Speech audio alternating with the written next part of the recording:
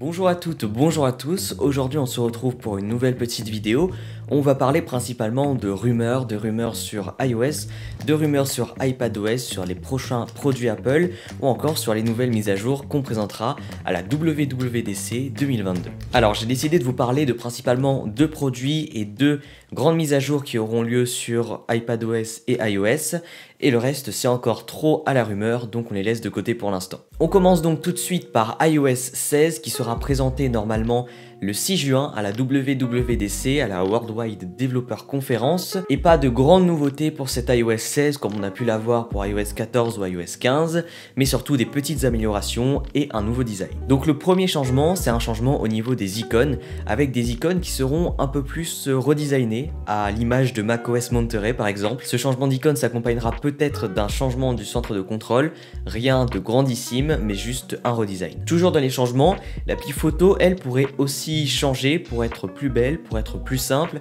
et plus ergonomique pour une personne qui sort de chez Android et qui arrive chez Apple. Deuxième nouveauté, cette fois-ci ça concernerait les personnes qui n'ont pas de réseau et qui aimeraient appeler les urgences. Imaginez, vous faites une randonnée, vous vous retrouvez perdu, vous voulez appeler les urgences mais vous n'avez pas de réseau, Apple a la solution. Ce système reposerait sur les satellites et avec des connexions satellites, vous pourrez justement appeler les urgences, envoyer des messages à des personnes importantes. Un peu moins sûr, mais cette fois-ci on aimerait avoir l'apparition de l'Always On Display. L'Always On Display c'est quoi? C'est tout simplement un écran verrouillé qui est toujours allumé à l'image de l'Apple Watch série 7. Comme tout le monde le sait, tous les iPhones restent éteints quand ils sont verrouillés, mais si on le décide, on pourrait les laisser allumés à une faible luminosité, on pourrait avoir l'heure, quelques applications et quelques notifications pour nous simplifier la vie. Tout ça c'est déjà présent sur l'Apple Watch, alors on imagine que ce serait totalement faisable sur un iPhone. Une autre rumeur concerne la liberté au niveau du placement des applications. On sait aujourd'hui que iOS nous bloque un petit peu, on ne peut pas placer des applications n'importe où, on est obligé de les aligner. Mais cette fois-ci, on pourrait peut-être placer nos applications à différents endroits. Et enfin, une dernière petite nouveauté, ce serait un regroupement de widgets. En fait, un widget qu'on dirait interactif, c'est-à-dire que quand vous allumez votre téléphone, vous allez voir un widget avec tout ce que vous faites, par exemple le matin. Si vous regardez la météo, si vous écoutez de la musique, si vous baissez le son, on aura un widget, un bloc de widgets avec toutes ces options qui regroupent tout ce que vous faites le plus souvent quand vous prenez votre téléphone. Ce sera un widget dit intelligent qui regarderait tout ce que vous faites quand vous prenez votre téléphone le matin, le midi ou le soir. La version finale de iOS 16 sortirait en septembre voire en octobre, mais elle sera présentée en juin, le 6 juin. On passe rapidement sur iPadOS 16, pas de grandes nouveautés. Comme iOS 16, un restyling des applications qui ressemblerait un peu plus à macOS pour avoir une convergence de tous ces systèmes. Pour les iPad M1, on verrait arriver les nouvelles applications pro d'Apple, donc Logic Pro X, Final Cut Pro, etc., qu'on pourrait utiliser sur les iPads, et ça ouvrirait peut-être le champ à d'autres développeurs à développer des applications qui sont sur le Mac pour l'iPad. Attention, cette nouveauté serait proposée que sur les iPad M1, parce que comme vous le savez, ces iPad M1 ont une très grande puissance qui n'est pas totalement utilisée. Enfin, on retrouvera toujours ces widgets interactifs.